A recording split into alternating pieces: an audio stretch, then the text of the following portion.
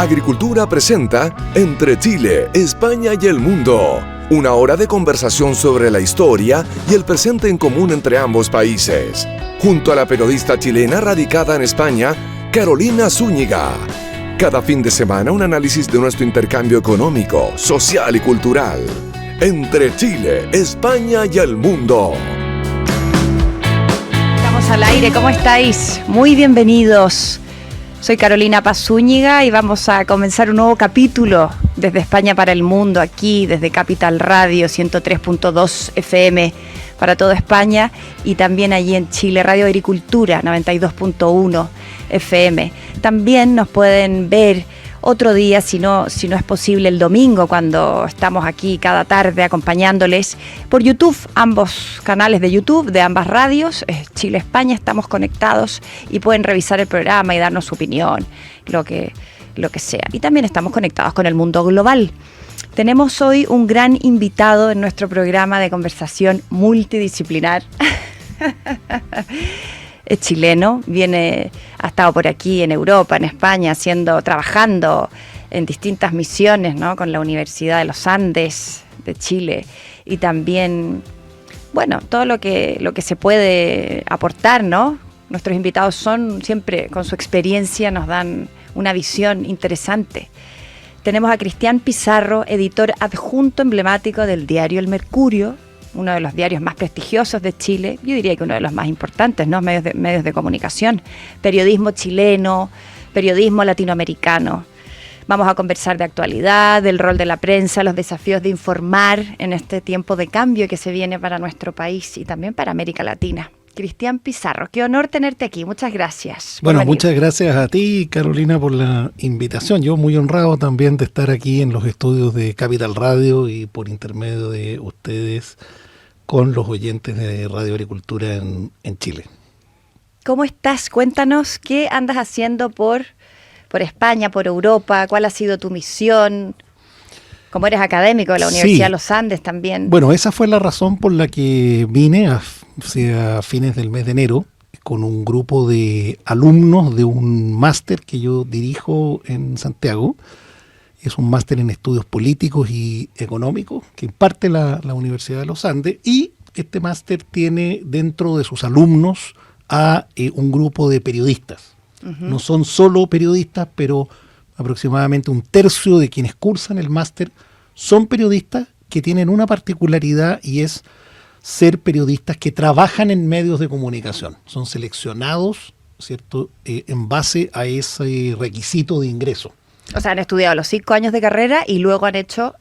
Y luego han trabajado han tenido experiencia laboral en distintos medios, y simultáneamente, no es que dejen de trabajar, sino que continúan trabajando y cursan paralelamente a medio tiempo, por decir así, máster en estudios políticos y económicos. Son un programa académico de 2 años, y en la mitad del programa, es decir, cuando están pasando de primero a segundo, uh-huh, en ese verano, se hace un viaje de estudios y de visitas profesionales, y lo hemos hecho en los 3 años anteriores a Madrid. Y en ese contexto y en ese plano es que estuve, como te digo, hace ya 3 semanas con ellos durante 10 días. Visitamos distintas instituciones, estuvimos en el diario El País, en El Mundo, en ABC, en Objective, en El Debate, en Interesante. COPE, en fin, en distintas entidades del mundo de los medios, en partidos políticos, estuvimos en el Congreso de los Diputados, y además aprovechamos también de llevarles a museos y actividades culturales, porque bueno, por supuesto, pasar por Europa. Museo del Prado me imagino que fue. Museo del Prado, Reina Sofía, Lázaro Galdiano, colecciones reales. No, fue un... El Thyssen también es muy interesante. Hicimos una inmersión, se termina agotado después de esta jornada. Pero solo fue España, no Madrid. No fueron a otros, Bruselas, por ejemplo, donde estaba el presidente Kast. Se viene solamente a Madrid. Es probable que estaba pensando ya del próximo año empezar a introducir algunas variantes. Puede ser alguna extensión a Barcelona, puede ser, como dices tú, una extensión a Bruselas, complementando con Madrid. Y podría también ser ya cambiar definitivamente el destino y ir a Roma, por ejemplo. O a Londres. O a Estados Unidos. Ahí estamos, vamos a... Bueno, pero primero Europa. A mí me gusta demasiado este Yo país. soy fan de Europa, Viví claro. aquí y conozco mucho en Madrid particularmente, y por lo tanto hay una ventaja y se aprovecha para que los alumnos también saquen partido de eso. No, lo encuentro fabuloso. Qué gira de estudio más. Es una gira muy potente. Muy potente. Ellos son además becarios, es decir, reciben una beca completa que cubre todos sus estudios y naturalmente este viaje de estudio que te acabo de mencionar. ¿Y esta beca quién la paga? ¿La Universidad de los Andes? ¿O hay Es un conjunto de donantes, personas naturales y empresas Qué bien. que aportan precisamente con este objetivo. Una parte del financiamiento lo pone directamente también la universidad. Qué bien. Pues mi sobrina, por ejemplo, la becaron con Andrés Bello a San Diego, Estados Unidos. Mira, ya. 9 meses y estuvo Mira. allí becada. Fantástico, por buenas notas, Sí, obviamente. claro. O sea que fue una experiencia. No, es una bueno, hacerlo experiencia- también con California, ¿no? Con distintas universidades allí. Exactamente. El Hay mundo que está aprovechar. ahora interconectado. El Y otro demasiado día chico. tuvimos alumnos y aquí de distintas universidades que tienen intercambio entre Chile y España y siempre es muy bueno. Sí, efectivamente. Nos topamos nosotros con un grupo de alumnos de pregrado de la Universidad del Desarrollo, precisamente. Mi universidad. Exactamente. Ahí estuvimos con ellos en el debate, creo que fue, en el diario digital, el debate. Qué bien, qué bien. ¿Cómo parte Cristian Pizarro? ¿Cómo es partamos por ti, porque siempre hablamos de los demás, de política, de tu trabajo, pero por ti, como la persona, ¿por qué estudias periodismo? ¿Tienes influencias familiares? ¿Cómo nace Mira, yo no estudié periodismo. esta vocación, no? No, yo estudié ciencia política como carrera de base. La estudié, de hecho, fuera de Chile.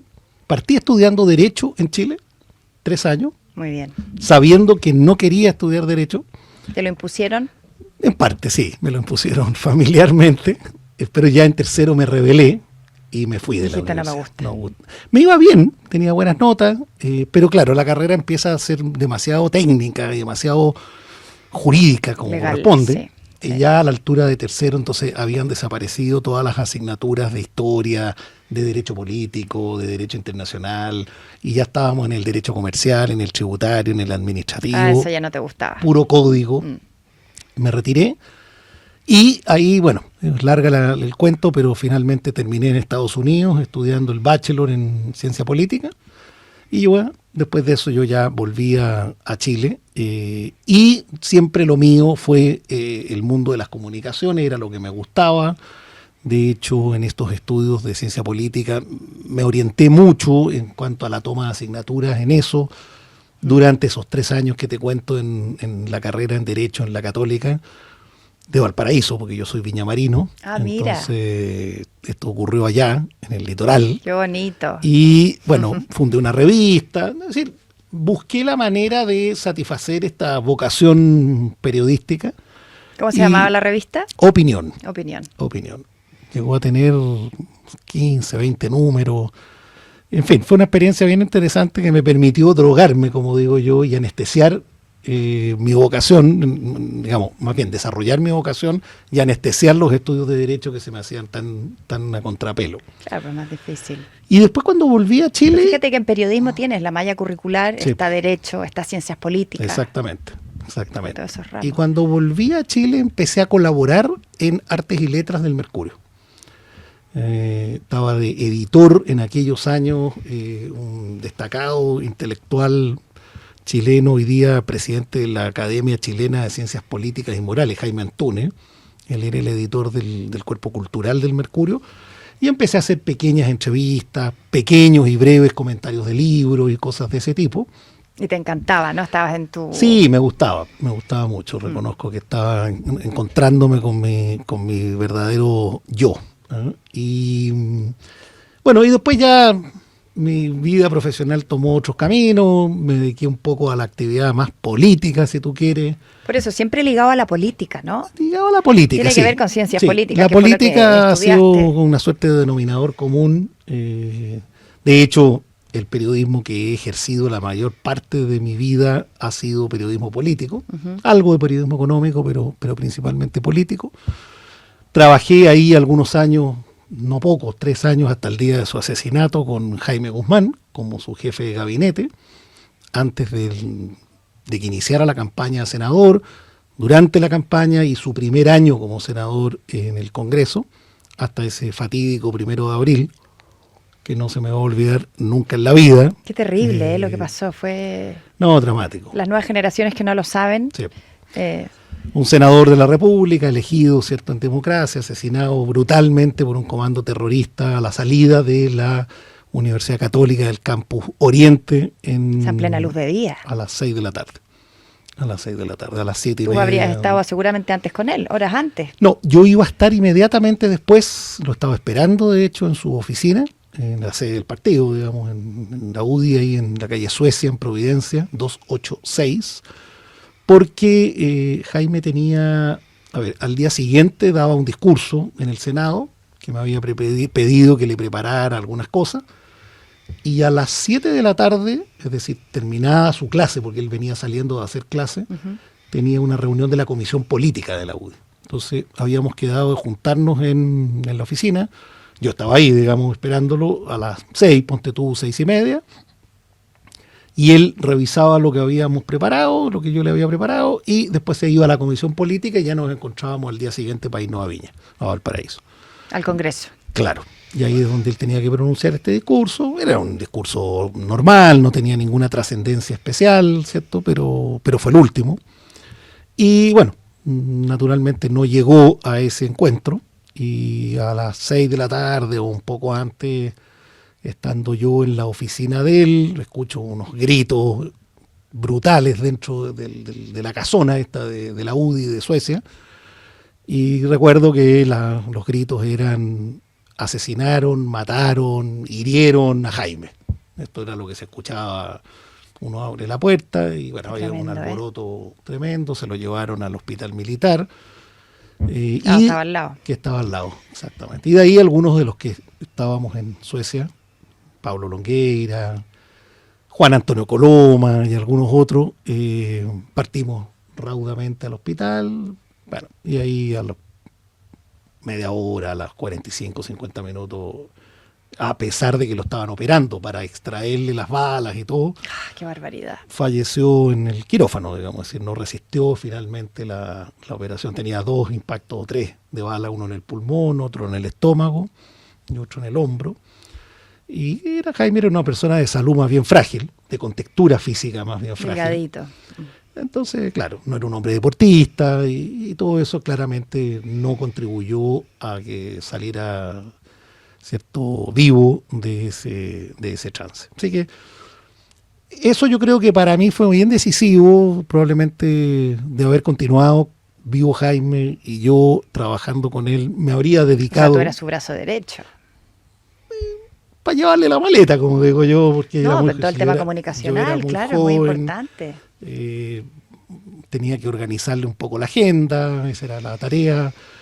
Había un periodista que trabajaba con nosotros, José Miguel Romero, que si está escuchando el programa aprovecho mandarle un saludo, hombre de Concepción, de la Universidad del Desarrollo precisamente. También de Concepción, claro. Y tenía un par de asesores legislativos. No tiene nada que ver con don Sergio Romero. No, este es José Miguel.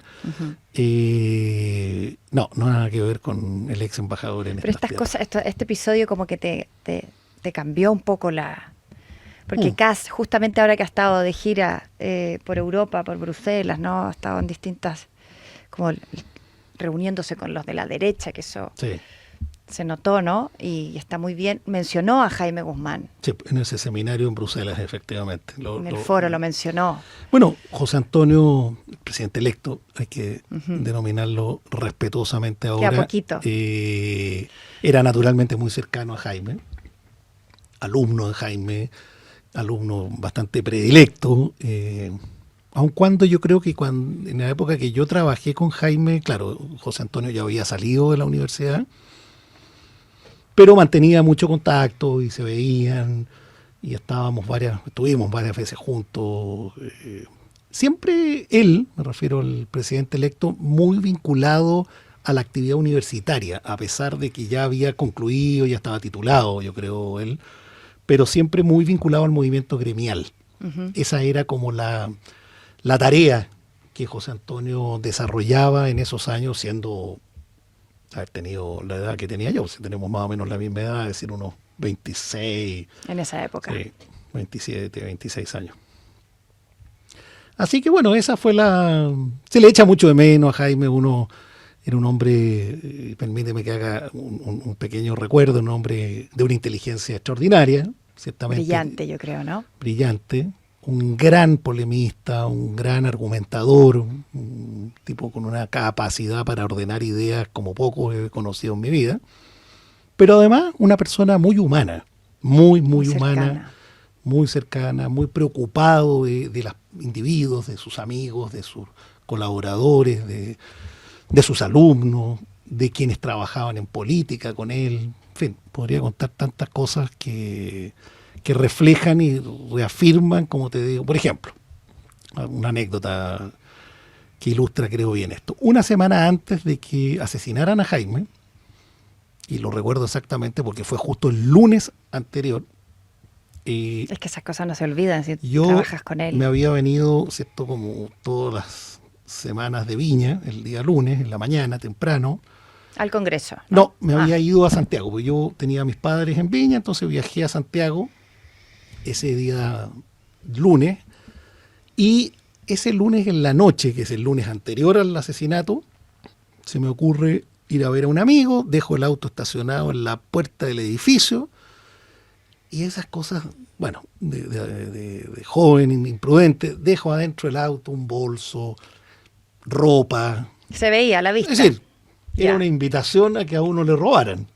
Pues bien, me Ocurrió. robaron. Sí, claro. Salgo del departamento, estaba el auto. Como cuando nos robaban la radio, ¿te Exacto. acuerdas? Los CD o todo. No, me robaron la radio, También. me robaron el bolso, me robaron el terno, me robaron todo. Y quedé totalmente al desnudo en ese sentido. Así que ya, día siguiente, le cuento a Jaime esta tragedia en la mañana. Pucha, me dice, pero qué atroz, qué lástima. Me robaron un maletín con documentos. No había nada grave, ni tampoco hay que vincularlo al episodio de la semana siguiente. Esto fue un robo común y Normal, sí. pero me robaron objetos personales. Bueno. ¿Y qué te dijo Jaime Guzmán? No, me dijo, pero ¿cómo fuiste? Pero cristiano, porque Jaime tendía Aconsejar, ¿no? no, y a retar, digamos. Pero ¿cómo se te puede ocurrir dejar a la vista esas Claro. cosas? Hay que ser muy pajarón. Y te retaba. Y Sí. te retaba por cosas. Como un padre. Ciertamente. Te retaba por cosas bien triviales, como esa, por ejemplo. Y te retaba por otras que no eran nada de triviales, en donde él advertía que a lo mejor no estabas haciendo lo adecuado. Pero siempre era muy bueno era muy inquisidor, Jaime. Con cariño, con respeto, pero... ¿Qué diferencia de edad tenían? No, mucha. Jaime murió a los 45 y yo tenía 20 años. Imagínate qué joven. Y tú tenías 25. Claro, 20 años. Y nada, pasa la mañana, en fin, y llega como a la 1 de la tarde, 2 de la tarde, Jaime con un maletín, con un terno, con una corbata y con una camisa, todo muy empaquetado, qué detallista. sé yo. Y entra a la oficina de él, porque yo ocupaba la oficina de él. Él prácticamente trabajaba en su casa o en el Congreso, por lo tanto la oficina que le daban a él en Suecia la ocupaba yo más que él, pero cuando él aparecía yo agarraba mis cositas y me iba para afuera, digamos. Ese era el compromiso, no es que yo me subiera por el chorro, sino que tú ocupas mi oficina, cuando yo llego, te voy para el lado de esto. Llego con estas cosas a la oficina, pero Jaime, le digo yo, no era necesario. No, me dijo, si es que no es necesario, si esto no lo estoy haciendo por obligación, sino que imagínate que te quedes sin terno, sin esto otro. Y me cuenta después su chofer, Luchito Fuente, que lo había llevado a misa. Jaime iba a misa todos los días, no dejaba de ir a misa, estuviera en lo que estuviera. Entonces, claro, llegó a misa de 12, salió de misa de 12 y le dice al chofer, oiga, Luchito, lléveme al Parque Arauco, le dijo, porque tengo que ir a comprar unas cosas. Y yo no tenía idea, me dijo el chofer, lo llevé a don Jaime, raro, me dijo, porque no va nunca a estos lugares. Entró a Trial, me dijo. No, y me fue pidió que él, lo porque podría acompañara. haber mandado a Sí. alguien. Y partió Imagínate. a Trial, me dijo, compró el terno, compró una corbata que le gustó a él, compró una camisa, en fin. Oye, te quería como un sobrino, como casi un hijo, ¿eh? Y después pasó a Saxoline y me compró el mismo maletín que me habían robado, que eran esos como tipo... ¿De cuero? No, esos como James Bond. Sí, de trabajo. Esas cosas, claro. Así que bueno, gestos de ¿Cómo ese tipo... no le vas a tener aprecio? Claro. Esas cosas no se olvidan. Gestos de ese tipo conmigo y con miles de otras personas, porque por favor, que no se vaya a interpretar esto como un trato particular. Yo después me enteré de mucha gente con la que Jaime había tenido gestos tremendamente humanos, gente pena, que le fue a pedir ayuda, por ejemplo, durante el gobierno militar, que lo estaba pasando mal por temas de sus hijos que estaban exiliados o hijos que estaban desaparecidos, y se aplicó a fondo.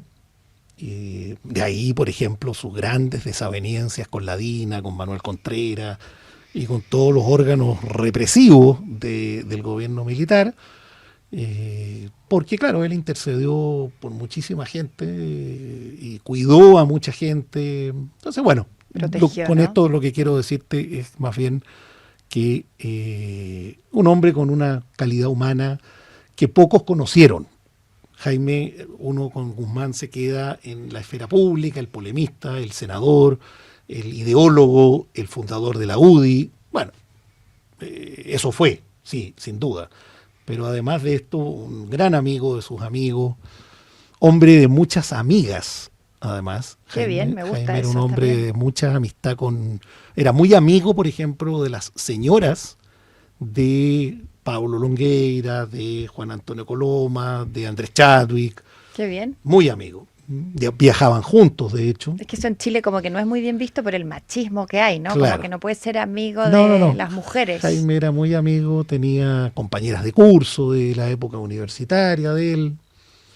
Y entonces, claro, era una persona en eso y de intereses muy diversos, además. Le gustaba mucho la música, le gustaba mucho el fútbol, le gustaba mucho el Festival de Viña. Iba a ver el Festival de Viña, compraba un abono por los 6 o 7 días que duraba el festival y se pasaba noches enteras escuchando a distintos artistas populares. Le gustaba la Rafaela Carrá, porque tú me acuerdo mucho. En fin, era... Qué bueno que lo recuerdes, su parte más humana, porque sí, como tú dices, no se conoce siempre esa parte, ¿no? Estaría muy orgulloso, Jaime, hoy, de ver que una persona, un discípulo, una persona que se formó a su alero como el presidente electo, como José Antonio Kast, haya llegado, ¿cierto?, por mandato popular, a ser el conductor y el próximo jefe de gobierno y jefe de Estado en Chile. Debe estar contento. Sí. ¿No? Desde donde arriba, esté, en el cielo seguramente, para los creyentes. Yo claro creo que que está sí. muy contento y muy orgulloso. Claro que sí, claro que sí. Y la gira europea de nuestro presidente electo, que tiene que ver, que mencionó a Jaime Guzmán, si lo hilamos por ahí. ¿Qué te pareció se reunió con el presidente de Vox, estuvo en Bruselas, Parlamento Europeo? Si tuvieras que hacer un resumen. Mira, yo creo que es difícil referirse a la gira al margen de lo que han sido también los otros viajes que el presidente electo ha realizado desde que fue elegido el domingo 14 de diciembre. Que nos tocó transmitir aquí. El lunes o el martes 16 estaba en Buenos Aires con el presidente Milei. A las pocas semanas fue a Ecuador a ver al presidente Noboa. Luego fue a Centroamérica y estuvo en República Dominicana, en Panamá y en Salvador, donde estuvo con los respectivos jefes de Estado, ahí incluyendo a Bukele. ¿En Costa Rica quizá también, que hubo elecciones? Yo no sé si en Costa Rica, yo creo que no. Yo creo que en Centroamérica estuvo en esos 3 países. Bueno, llegó a Santiago. O sea, sin asumir, imagínate, se puso a trabajar al día siguiente, exacto, ¿no? Y luego de 2 días de estar en Santiago post Centroamérica, toma el avión y viene a estos 3 lugares que tú mencionas. Entonces, yo creo que la lógica ha sido en el fondo establecer el máximo y reforzar el máximo de vínculos durante la previa a la fecha de toma de posesión, que recordémosle a los auditores, es el día miércoles 11 de marzo. No ha perdido un minuto. Ha estado con algunos presidentes que forman parte de un círculo más cercano a él, como Orbán, por ejemplo, en Hungría, como el presidente de Vox aquí en España, Santiago Abascal, pero también se reunió con Lula en Panamá y también estuvo con otros mandatarios que están más lejos, si tú quieres, de la órbita político-ideológica del mundo que él representa. Entonces, creo que está calentando los motores. Fue a Perú, perdona, también eso lo omití después. No, pero en Europa fue netamente una reunión de la derecha, ¿no? Fue una reunión, fue de todas estas giras o viajes, la más... Meloni también, con la primera ministra italiana. En el fondo fue de esta gira la más político-ideológica de las que otras que te mencioné. Las otras tal vez tuvieron una connotación un poco más de vecindad, de relaciones con Argentina, con Perú, con Ecuador, pero esta tuvo un carácter un poquito más ideológico. Pero claro, no hay que olvidarse que el gobierno que entra en el 11 de marzo es un gobierno, si tú quieres, de unidad, de amplitud, donde hay todo tipo de representantes de la centro-derecha, del centro, de la derecha, pero es un gobierno que encabeza un presidente que proviene del Partido Republicano. Entonces, este es un gobierno de unidad encabezado o con sello republicano. Eso es, esencialmente. Por tanto, tampoco nos extrañemos, o la gente se extrañe, que el presidente electo, bueno, como dices tú, concurra a conversar con Vox, con Orbán en Hungría, con Giorgia Meloni en Italia. No sé si va a ir a Estados Unidos antes de asumir. Algo escuché de que estaban ideando, planificando una visita. Parece que sí, ¿no? Ahora a fines de febrero. Eso escuché. No te sabría decir, pues yo llevo varias semanas fuera, a lo mejor eso ha cambiado. Pero sí, yo también había oído lo mismo y por lo tanto... Bueno, que se reúna con Trump sería... Otro punto, digamos, exactamente. Sobre todo la importancia que tiene la relación de Chile con ese país. Ahora, Chile es un país pequeño, Chile es un país muy abierto, con vínculos comerciales y económicos y políticos, pero principalmente también económicos y comerciales. Estamos en el fin del mundo. Pero tenemos tratados con China, con varios países asiáticos, con Europa, con Estados Unidos, en fin. Entonces también la política exterior nuestra como país, que cubre y resguarde los intereses nacionales, tiene que ser una política muy abierta, muy de incorporar y de dialogar con todo. Piensa tú que la relación comercial entre Chile y China es de una densidad y de una importancia gravitante. Es decir, si mañana los chinos... Sería la más importante que tenemos, sí, ¿no? Individualmente sí. Si es que mañana los chinos nos dejan de comprar una serie de productos, partiendo por el cobre, claro, siguiendo seguramente por la cereza y otros más, a nosotros se nos genera un problema importante. En consecuencia, hay que cuidar esas relaciones, hay que abrir nuevos mercados. Está el tema de India, que es otro gran mercado. Indonesia, que es otro enorme mercado para Chile, que todavía le queda mucho por avanzar. Así que, mira... ¿Te refieres cuando hay que cuidar esas relaciones por tema también político, ¿no? Porque, indudable, porque claro, al final puede influir. Las relaciones diplomáticas, las relaciones comerciales, se basan en buenas relaciones políticas. Yo soy, y siempre he sido, digamos, un convencido que la política es primero y la economía es después.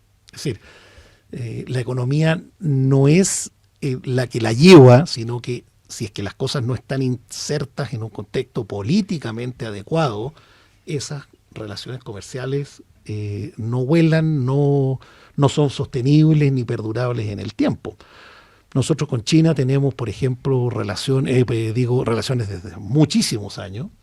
Piensa tú que durante el gobierno militar Chile mantuvo sus relaciones diplomáticas con China.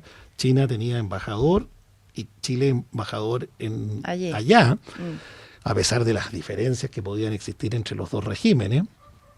Y lo mismo pasa hoy día, es decir, no cabe duda la naturaleza y el ADN político del gobierno chino, pero las relaciones comerciales que se han construido se basan en el respeto mutuo, en la confianza.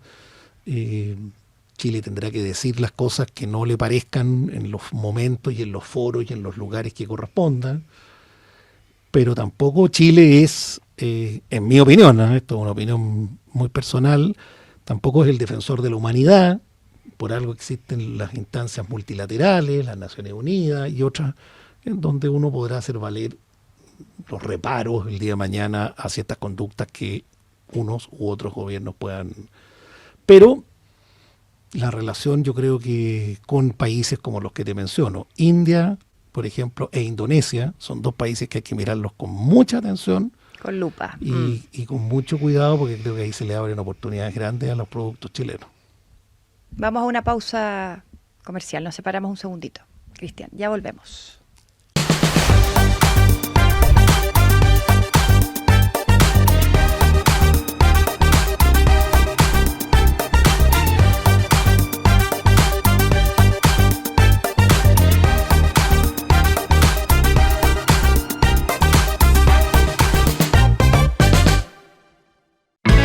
Entre Chile, España y el mundo, por Agricultura, con la periodista y fotógrafa Carolina Zúñiga. Aquí desde España para el mundo, conversando con nuestro invitado. Qué interesante hablar de política, de economía, tiene que ver un poco con este programa multidisciplinar. Cristian Pizarro ha venido a España, ha venido a Europa también, como profesor acompañante, ¿no? En una gira académica de periodistas vinculada con el Magíster de Asuntos Políticos de la Universidad de los Andes, dentro de un curso de formación. ¿Te gusta que te digan académico? No me reconozco. No me reconozco. Pero habrá que acostumbrarse nomás. Estoy haciendo un doctorado aquí en Madrid, creo que algo te contaba antes sí, qué de bien, entrar al que estudio. siempre eso es tan nutriente, es tan positivo. Y estoy por terminarlo, así que... Cuéntanos un poco de este doctorado. No, mira, este es un viejo anhelo. Aquí, ¿no? Aquí. Sí, aquí en Madrid, en la Universidad CEU San Pablo. CEU San Pablo. Este es un viejo y postergado proyecto que cuando aterricé de vuelta en el Mercurio, esto hace ya 8 años van a ser, me propuse, en el fondo, retomar esa idea. Me demoré un poquito porque eran palabras mayores en términos de dedicación. Sí, claro. Yo estuve de estos 8 años que llevo en el diario, llevo ahora 2 de editor adjunto, pero había estado de editor de reportajes del cuerpo dominical, y eso naturalmente me implicaba un nivel de demanda cotidiana muy fuerte. Pero bueno, al cabo de un par de años inicié estos estudios de doctorado. Estoy, como te digo, concluyendo ahora. Se supone que a mediados del 2026 debiera defender la tesis. Una tesis sobre el proceso constituyente 1 en Chile, de cómo se informó, para no latear, en relación a ese proceso, cómo informaron ciertos medios. O sea, análisis de prensa, de contenido, análisis, ¿no? de contenido informativo. Medios. Sí, son 3 medios distintos, efectivamente. ¿Qué medios son? Son el Mercurio, La Tercera y El Siglo. Uh-huh. Entonces, hago clases hace muchos años, hice en distintas universidades. Ahora hace ya un rato largo que estoy más bien focalizado en la Universidad de los Andes, pero este año voy a partir con algunas horas de clase en la Universidad del Desarrollo, en tu alma mater. Siempre me ha gustado y pienso que el término de mi vida profesional lo voy a hacer en la universidad. En parte por esa razón fue que tomé la decisión de hacer el doctorado. Y en parte porque me ha gustado estudiar toda la vida, nunca lo he dejado, siempre he estado pendiente. Hice un máster ahí en Estados Unidos, después por segunda vez volví. Entonces, ya dije, vamos. ¿Y lo de aquí cuánto dura? O sea, ¿lo has hecho online? O sea, ahora has venido por... Mira, lo que pasó fue que esto dura 5 años. Es como estudiar periodismo. Perdón, dura 4 y tengo una opción de extenderlo. Yo pensé que era un año, el típico máster de un año. No, este es un doctorado. Si este es un doctorado. Claro. No, esto son palabras. Por eso te digo que me costó resolver y tomar la decisión. ¿Y cómo lo haces online entonces? Mira, lo que ocurre es lo siguiente. El programa... Tienes que venir a vivir acá entonces, pues, Cristian. Sí, estoy con muchas ganas. Cada día más ganas. Lo que ocurre es que el doctorado tiene, al comienzo, cursos que tú tienes que llevar, que tienes que aprobar. Son del orden de 12, 15 cursos. Y esos cursos, que si bien los habría tenido que hacer presencialmente, me coincidieron con la pandemia. Ah, entonces estuviste ahí. Entonces hice por Zoom, digámoslo, todos los cursos. Ok. Tuve esa fortuna. Y por tanto, mis compañeros de doctorado, mis otros... estuviste entretenido entonces en la pandemia, buenísimo. Sí, la verdad es que... Positivo estar activo, ¿no? Efectivamente, me sirvió mucho. Y ahí mis compañeros, que eran la mayor parte españoles, que habían aquí en Madrid, en Barcelona, qué sé yo, pero todos hacíamos los cursos de esta modalidad online porque estaba cerrada la universidad. Y ya Claro. tú en el segundo año empiezas a escribir la tesis, si bien tienes todavía cursos, y la escritura de la tesis, bueno, eso es un trabajo que tú lo puedes hacer aquí, si quisieras, o en tu casa, o en la biblioteca de la Universidad de Londres, donde tú quisieras. Entonces, los cursos que me habrían obligado a una presencialidad fueron en pandemia, y ya después la escritura de la tesis la comencé en Santiago, y en eso estoy, digamos, estoy terminando. Ahora, al llegar, fines de esta semana, la próxima ya me tengo que encerrar por lo menos 10 días antes de volver a mis actividades, a pegarle una última revisión al documento de tesis para ¿Tienes el mandárselo. título ya más o menos claro? Tengo un título que no me convence mucho porque es un poquito largo, entonces, pero es muy descriptivo. Y cuando uno escribe una tesis doctoral, tiene que sacarse todos los paradigmas de la escritura periodística.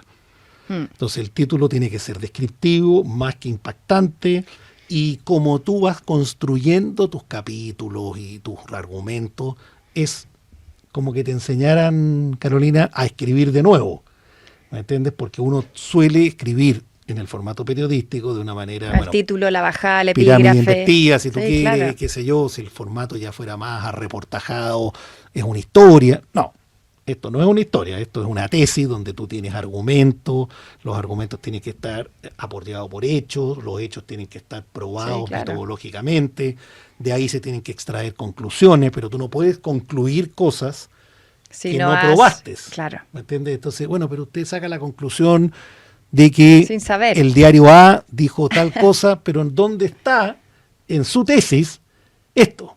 Esto no está. Esto es usted llegó a la conclusión. Entonces, bueno, todo tiene que ser, digamos, Sí, un encaje de bolillos. Tiene que ser Exactamente. perfecto, como un Lego. Eso es. Se parece un poco a lo que te traje. Que Sí, te traje para efectivamente. mostrar que me hacía ilusión mostrarte esto, el periodismo de barricada, que fue una Lo tesis que encuentro hice yo en el fantástico año como tema. 99, el análisis de contenido de los medios de prensa en el año 73. Nos centramos con mis compañeros porque fue Un trabajo grupal. Análisis de los titulares de los diarios El Clarín, La Segunda, Puro Chile y La Tribuna. 70-73. No, Y en fantástico. esa época no había tecnología, no teníamos internet, no teníamos... Entonces, Biblioteca Nacional, así trabajábamos los alumnos, sacando fotocopias. ¿Ves? Aquí están todos los titulares de lo que había en esa época, ¿no? Claro. No, Ya qué sabes claro, tú, el Puro sí, Chile, sí. la Coprolalia que había, No, con La espectacular. Tribuna Bueno, y el Mercurio. una tesis de grado, Como fuera. sea máster, sea doctorado, al final claramente van aumentando en complejidad y en rigor tal vez, pero esencialmente es lo mismo. Es decir, como dices tú, es un encaje, es un encuadre. No, tiene que quedar y perfecto. tiene que quedar. Entonces ahí estoy viendo que todo haya quedado puesto y bien puesto. Vamos a... Trabajaste en máquina de escribir, ¿no? Dactilografía. Sí, en mis En primeros aquellos años, sí, claro. sí. Claro. De hecho, aprendí a escribir ahí. Mi abuelo me enseñó a escribir en máquina. Él tenía una, me acuerdo, Underwood. Yo tengo la de mi papá Olivetti. Ah, mira, claro. Qué buenos tiempos. Y tengo una hoy día en el living de mi casa, Muy bien. antigua. De colección. Sí, una, claro. La tengo como, y tiene una esquina que se ve muy bonita. ¿Tu abuelo no fue periodista? Mira, no fue buena pregunta. ¿Letrado? Muy letrado, pero era funcionario de banco. Ya. Del Banco de Chile, valga la publicidad, toda su Como vida. mi papá. Entró a los 15 años a trabajar al banco, a los 16, saliendo del colegio, y Bancario. llegó a ser gerente del Banco de Chile de Valparaíso. Ese fue, entonces él, Bueno, gran oficina. sí, gran oficina, más muy bonita, yo no la conocí, la vine a conocer mucho después. Pero sí era un hombre con mucha inquietud humanista, con mucha inquietud por la cosa pública. A ver, yo aprendí a leer el diario en el living de la casa de mi abuelo. Él, a diferencia de la gente habitual de Valparaíso, de Viña en ese tiempo, compraba el Mercurio de Santiago. Entonces este era diario grande, me lo doblaba. Maravilloso, enorme el tabloide. Exacto. Y me obligaba a leer editoriales. Es que era un panorama el domingo yo leer el tenía Mercurio. 10 años, yo creo, exactamente. Y así que sí, era un hombre con mucha inquietud por la historia, por las humanidades, por la filosofía, pero como te digo, profesionalmente se dedicó a una actividad Bancario. completamente distinta, digamos. Cuando tú leías esos recuerdos que tienes en casa de tu abuelo en Valparaíso, leer el periódico, uno de los más importantes de Chile, El Mercurio, ¿ahí nace estas ganas de trabajar ahí en este medio? Yo creo que sí, Sí, fíjate. ¿no? Sí, En el fondo él te lo inculcó. Sí. Él me inculcó dos vocaciones a mí, que parcialmente yo, bueno, una en forma más integral, la otra en forma más parcial. Él era además un hombre muy amante de la marina, por la zona, por Valparaíso, pero además por familia. Él tenía, su tío abuelo de él, es decir, hermano de su padre, había sido comandante en jefe de la Armada del año 40, ponte tú, 1940. Tenía hermanos, tenía sobrinos que habían sido marinos. Ya. Entonces, él tenía una... Y él mismo siempre decía que debió haber sido marino, pero bueno, la vida lo obligó a trabajar desde muy temprano. Entonces me inculcaba esta idea, me llevaba a ver los desfiles en Valparaíso, me Muy subía bonito. al hombro y veíamos a los cadetes navales y me regalaba para mis cumpleaños 5, 6, 7 años, te estoy hablando, no después, discos de estos 33 que había. Ay, me encanta vinilo, los con las vinilos. marchas navales, me mandaba a hacer gorras de marino, bueno. Oh, quería que fueras marino a Sí, toda claro, costa. claro. Entonces, cuando llegó la hora de tomar la decisión de entrar a la escuela naval, yo lo pensé, seriamente. ¿Y qué pasó? Como me dice mi hijo, que yo tengo hoy un hijo marino, precisamente, que es oficial, que se incorporó a la institución, me dice, ¿sabes Muy qué, bien. papá? Como mi cuñado, gran institución. Tú habrías sido buen almirante, pero mal marino, me dice. Ah, sí. No, sí, claro, porque ser almirante es de los que mandan. Bueno, el primero. Claro, entonces, no, yo probablemente no... Bueno, quién sabe. Podría Bueno, haber sido- soy hoy oficial de reserva de la Armada, que este es un programa que tienen las ramas de las Fuerzas Armadas, no solo la Marina, el Ejército, la FACH también lo tiene. Sí, haces unos cursos, Sí, ¿no? que son un curso de un año, donde te entregan formación militar, cierto Muy bien. adiestramiento, en fin, todas las cosas que se El necesitan. compañero Héctor Valdés, ¿no? El médico, que estuvo también Héctor forma parte de la misma compañía en la que yo estoy, pero es más, como decimos los marinos, Más entre antiguo. comillas, menos. Ah, ok. Yo Él en el escalafón. Sí, yo soy más antiguo que Héctor Valdés, que el doctor Valdés. Pero lo veo en las reuniones cuando él está en Santiago. ¿Sabes que él vive aquí? Sí, yo sé, sí, cuando él está, siempre participa. Ahora yo te diría que en octubre, en noviembre me pareció haberlo visto. Comentabas de Jaime Guzmán, ¿no? De tu cariño hacia él, de tus vivencias personales. También tuviste una muy buena relación, muy cercana con nuestro expresidente Sebastián Piñera, ¿no? Que era él, como su vocación era la democracia. Mira, con el presidente Piñera pasó una Bueno, cosa... estuviste aquí de agregado cultural Sí. en el gobierno cuando estuvo primera elección, ¿no? Exactamente, en su primer gobierno. Pero ahí evidentemente no tuve mayor oportunidad de conocerle, sino que cuando yo llegué al Mercurio, en esta segunda encarnación, porque te contaba que había estado al principio en Artes y Letras, omití ahí contarte que en la mitad de este trayecto estuve de subdirector del Mercurio de Valparaíso. Tuve 4 años en Valparaíso. Qué gran periódico. Que es el que le da la antigüedad a la casa. Bueno, es el como primero, dicen. ¿no? Exactamente. 1800... 27, 12 de septiembre, está a punto de cumplir ahora 200 años de existencia. Qué maravilla. Es el más antiguo periódico en habla hispana que sigue funcionando en forma continua. No es que sea el primer diario que se fundó, digámoslo así, en español. No, pero que siga funcionando. Pero que siga oye. funcionando es el actual, es este. Bueno, pero al llegar ahí al Mercurio, por mis responsabilidades como editor del cuerpo de reportajes, me tocó tratarlo al presidente Piñera mucho. Antes que vinieras a España. Después. Primero estuviste aquí de agregado. No, esto fue después de. Después de haber cumplido aquí tu misión. Sí. Yo en 4 esa años. época, cuando estuve acá, lo traté muy poco a él. Porque yo era un pinche agregado, digamos. En esos años el embajador era el embajador Sergio Romero, en fin. Bueno, él pasó por acá una o dos veces en giras, etcétera, etcétera, pero... Muy buena relación tenía con el rey. Exactamente. Gran cariño le tenía a don Felipe. Pero a lo que me refiero, esto es posterior. Yo entro al diario el 2019, 2018. Me voy al Mercurio de vuelta. Claro. Entre medio hice otra cosa. Pero entre que volví de España y volví al Mercurio pasaron como 8 años. Ahí estuve trabajando en otra cosa, en la Caja Los Andes, como gerente de comunicaciones. Uh-huh. Y luego me devolví al Mercurio, digamos, y ahí estuve, que es donde estoy hasta ahora.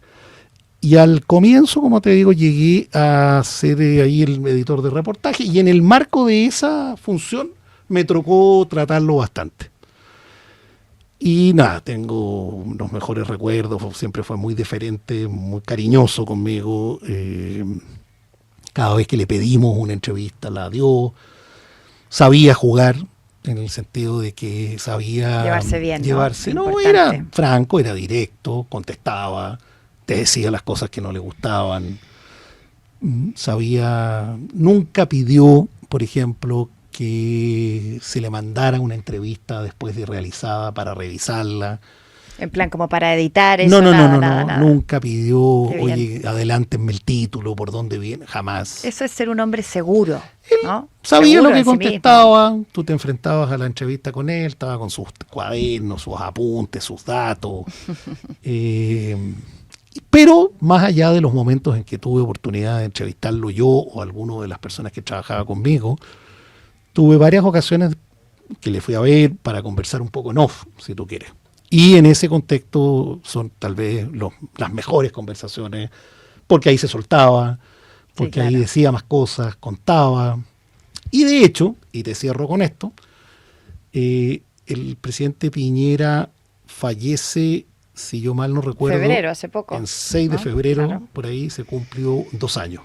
Yo estaba aquí en Madrid, mira, precisamente terminando una de estas giras con estudiantes.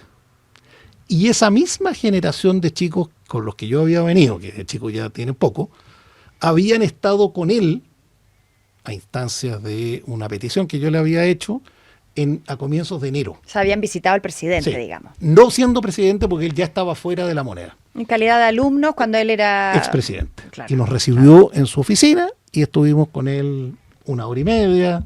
Dio vuelta, me acuerdo, unas tazas de café, manchó una niña que había acá, otra, dejó la escoba. Fue una conversación súper agradable, muy entretenida. Bueno, y al mes fallece él. ¿Cómo es la vida? Y yo estaba acá, y te puedo decir dónde estaba incluso. Iba caminando por Serrano, a la altura del Corte Fiel. Madrid pleno, y me empieza a sonar el teléfono uno de mis hijos para preguntarme si era verdad esto que se escuchaba. Lo del helicóptero. Claro. Y ahí, bueno, efectivamente viene todo lo que conocemos y otra gente que llamaba, y con eso ya se cierra el círculo. Se suponía que yo volvía al día siguiente, me quedé en Madrid para entrevistar a varios personajes que lo habían conocido, entre ellos al expresidente Aznar. Y hicimos ese domingo, esto fue un martes, especial, ¿no? un especial Qué bien, con la vida, ¿cierto? Y el legado político de Sebastián Piñera, donde uno de los entrevistados era Aznar. Vamos a una pausa, Cristian. Tenemos el tiempo justo. Ya volvemos.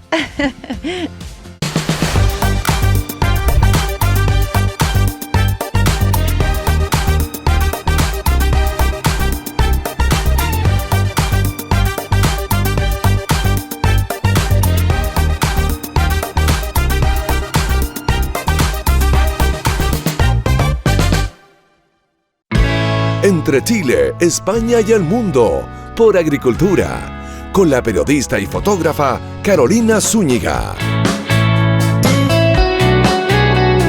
Ya estamos de regreso aquí desde España para el mundo, conversando esta tarde de domingo. Muy a gusto estamos con don Cristian Pizarro, editor adjunto del Mercurio, uno de los periódicos emblemáticos de Chile. Muy importante. Yo me acuerdo de Werner Arias, que fue mi profesor de redacción periodística. Era un crack. Nos hacía, pero Werner trabajó conmigo en Valparaíso. Con lo que aprendimos, seguramente. seguramente. Sí, Werner trabajó conmigo en Valparaíso y con quien es el actual profesor. director del Mercurio, Carlos Scherer, que también fue en esos momentos, yo me fui con él, de hecho, a Valparaíso cuando él era el director allá. Es que eso es tan importante, tener profesores que uno admire. Sí. Tú, la tercera también, Rodolfo Agambet, uno dice, oye, este profesor es que me dio clases. Y es lo que te pasa a ti ahora quizá con tus alumnos, que te admirarán, o Cast, que admiraba a Jaime Guzmán, exacto, cuando fue alumno. Los profesores, es bonito admirar, los profesores son clave. Son clave en la vida de un alumno. Es decir, le pueden hacer muy bien o le pueden hacer muy mal a un joven estudiante. Por eso son tan decisivos al final.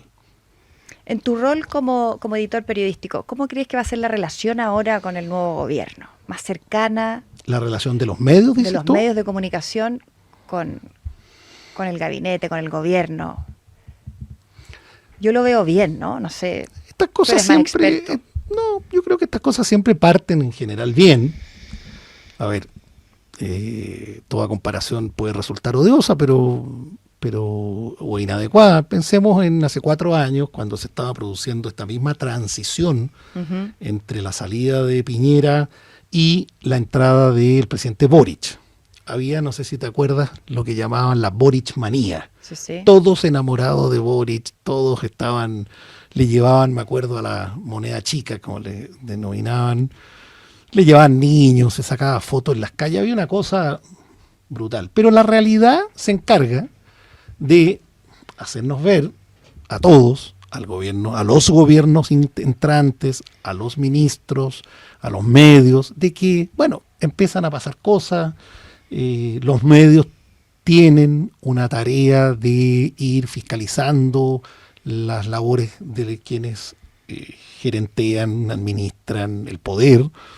Eso muchas veces no es del agrado y del gusto de las autoridades de turno, cualquiera que éstas sean. Se empiezan a producir malos entendidos.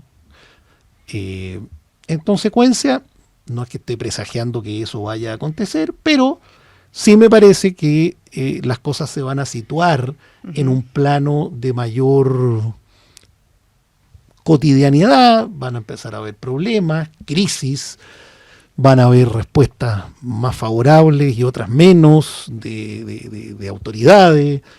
Entonces, hay que entender que ya la tarea de gobierno es una tarea con todas las complejidades propias de esa función y que medios y autoridades tienen roles distintos, hay que saberse respetar, hay que saberse comprender, hay que conocerse,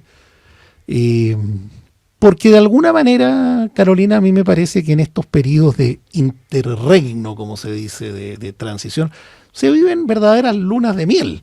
Y las lunas de miel, nadie dice que no respondan a una realidad de un momento, pero no es lo que acompaña una relación, ¿cierto?, durante 20, 25 o 30 años. Si tuviéramos que llevar esto al ámbito de una relación matrimonial, de pareja, con los gobiernos y los medios pasan lo mismo. Al final de cuentas... Es el día a día. El día a día, ¿cierto? Y esas fricciones.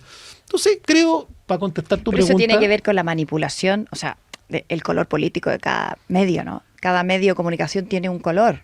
Tiene una línea editorial, claro, ¿cierto? Pero yo confío que los medios en general, salvo aquellos que son medios partisanos propiamente y totalmente, pero el resto de los medios tienen una línea, pero informan de lo que está ocurriendo, tienen sus propias miradas, tienen sus columnistas, tienen sus opinólogos, tienen sus especialistas, pero al final de cuentas, mi impresión es que, que la realidad, te repito, va a hacer que las cosas se vayan colocando en su justo lugar. Vamos a ver menos armonía de la que se está viendo en este momento, porque hoy día prácticamente no hay, digámoslo así, desavenencias entre el gobierno que entra y el mundo de los medios. Hay bastante fluidez, ¿cierto? ¿Quién va a nombrar aquí? ¿Quién nombró acá? Algunas críticas por algunos nombramientos. El gobierno entrante da sus puntos de vista, reafirma o no ciertas designaciones, pero son todavía conflictos muy acotados. Es interesante, no sé cómo lo ves tú, que en esta nueva designación de los ministros haya mezclado distintos... Sí, eso sin duda que me parece que es valioso. Partidos políticos, eso es valioso. Eso es, distintas sensibilidades. Es una estrategia interesante, yo creo, ¿no? Es mejor para llevarse bien, sobre todo por el tema económico, China, lo que tú decías. Claro. O sea, en general, no, yo creo que ha sorprendido. Y hay gente muy buena. Ha sorprendido positivamente el hecho que se hayan nombrado personas, muchos independientes, menos representantes de partidos, e incluso a personas que provienen de familias políticas distintas de la derecha y más bien incluso algunos que son ex Concertación, gente de centro, porque... Jimena Rincón, por ejemplo. Jimena Rincón, Jaime Energía. Campos en agricultura, Sí. en fin, el mismo, si bien es un hombre de derecha, Undurraga en cultura, que ha generado mucha controversia, Polémica. pero me parece que está bien, es un diseño correcto y adecuado. ¿Y tu rol, Cristian, tu rol como editor periodístico, vas a estar ahí también con el presidente Kast? Bueno, jugarando el rol que corresponde desde donde uno está, ciertamente, siguiendo con mucha atención a mí esto del acontecer, como te decía hace un rato atrás, del acontecer político, siempre me ha interesado, creo que es ahí donde se puede hacer una diferencia y por lo tanto he seguido todo este proceso desde la campaña, la primera, la segunda vuelta y la instalación que estamos comentando, salvo estas semanas que he estado fuera del país. El 11 de marzo, me imagino, ¿no? Sí, ahí vamos a estar de todas maneras muy ceremonia. atentos a esa ceremonia republicana. En definitiva, en resumen, el clima político. Yo veo buen ambiente. Ahora que se provoca este cambio. Yo veo buen buen ambiente. ¿no? Positivo. Sí, yo creo que en eso el gobierno entrante ha contribuido con estos nombramientos. Como que Chile está como contento, ¿no? Eso hay se un nota ambiente, cuando hay un ambiente de optimismo, hay un ambiente de esperanza, exactamente. Yo creo que eso es así, sin duda. Ahora, eso genera expectativas. Eso genera expectativas. Las expectativas es lo que la ciudadanía espera que ocurra en su realidad más cotidiana, más inmediata, con ese ambiente de optimismo, con ese ambiente de esperanza. Porque sí. Uno respira un ambiente general, pero la gente quiere saber cómo salgo yo en la foto. Es decir, a ver, ¿en mi barrio se va a mejorar la seguridad? Sí, claro. ¿Mi hijo va a encontrar trabajo más rápido? La salud. La salud, las listas de espera. ¿Voy a ver dentro de 6 meses una mejora en eso? En vivienda, la gente que está pasándolo mal con los incendios, va a ver Van a tener que, ¿cierto?, hubo una reconstrucción más acelerada y más rápida. Si eso ocurre, yo creo que, y están todas las condiciones, Carolina, dadas para que acontezca, se va a ir armando un ambiente de optimismo, más buena onda y qué sé yo. Y eso es positivo para el país, es positivo para el gobierno, es positivo para la gente. Pero hay que tener también un poquito de paciencia, las cosas no salen por arte de magia, las soluciones no llegan de la noche a la mañana. No es rápido, no es fácil. El crecimiento, tiene un buen equipo. La mejora económica, que es otra expectativa y otro anhelo. Y la seguridad, lo primero, ¿no? Eso es lo Atacar básico. la seguridad. No, siguen robando. Ayer una amiga me contaba, una niña también, que los ladrones ahí Sí, no, horrible. Sí, no, en Esta eso. cosa sigue. Yo creo que ese es el primer objetivo. Es decir, atacar y mejorar claramente el ambiente de seguridad ciudadana, el combate al narcotráfico, al crimen organizado.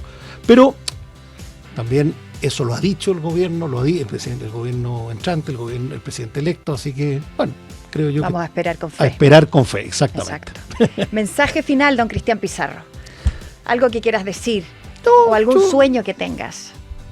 No, mira, yo lo único es que a este país, a nuestro país, a Chile le vaya bien. Yo creo que eso es lo más importante. Llevamos un rato largo pasándolo mal y cuando digo pasándolo, tal vez uno es injusto porque hay personas que lo pasan mucho más mal que uno. Uno todavía logra surfear y sortear los problemas, las escasez, los problemas de seguridad. Uno vive en zonas más protegidas de la ciudad. Pero hay muchos chilenos, compatriotas, que lo están pasando pésimo y es hora de que esa calidad de vida para ellos se mejore y que puedan tener años de mayor tranquilidad, de mayor prosperidad, de mayor paz, de mayor, en fin, desarrollo. Y si tú me preguntas lo que parte en Chile el 11 de marzo, que ojalá sea mucho de eso. Como tú lo dijiste, me parece que llega con un muy buen elenco de colaboradores. Y bueno, y a los que no tienen tanta experiencia habrá que darles la oportunidad. Nadie nace sabiendo. Y por lo tanto hay que ir apoyando a esa gente. Me refiero en ámbito estrictamente de quienes son sus compañeros de trabajo en el gabinete. Bueno, hay que verlos ahí, seguramente lo van a hacer y bien, nosotros, ¿no?, desde el mundo de los medios, observando, auscultando, criticando cuando haya que criticar. Informando. Exactamente, para que las cosas se corrijan y se hagan bien. Y con bien común. Exactamente. Ojalá, con lo que corresponde, ¿no? Para un gobierno para todos los chilenos. Eso es. Con mucha empatía para el que necesita más, lo que tú has dicho. Exactamente. Gracias, Cristian Pizarro, por haber venido aquí a Capital Radio. Tienes las puertas abiertas de nuestro medio de comunicación. Gracias. Ya las tienes en Radio Agricultura en Chile. Que te quieren mucho. Así es que eso, pues, gracias. Simplemente se nos pasó el tiempo muy rápido. Teníamos muchas preguntas y muchas cosas, pero bueno, vas a tener que venir en otro próximo momento. Año vamos a traer a los alumnos del Magíster para que vengan a la radio. Pero por supuesto. A visitarla y a conocer a esta estupenda y fantástica Pero claro radio. Que sí, los llevamos a hacer todo el tour. Eso. Por los distintos estudios. Fantástico. Y cuenta con ellos. Ya, pues, aquí los esperamos. Gracias, Carolina. Muchas gracias, Cristian, por haber venido. A ti. Un placer. En Agricultura fue Entre Chile, España y el Mundo, con la periodista y fotógrafa Carolina Zúñiga. Producción Laura Alburquerque.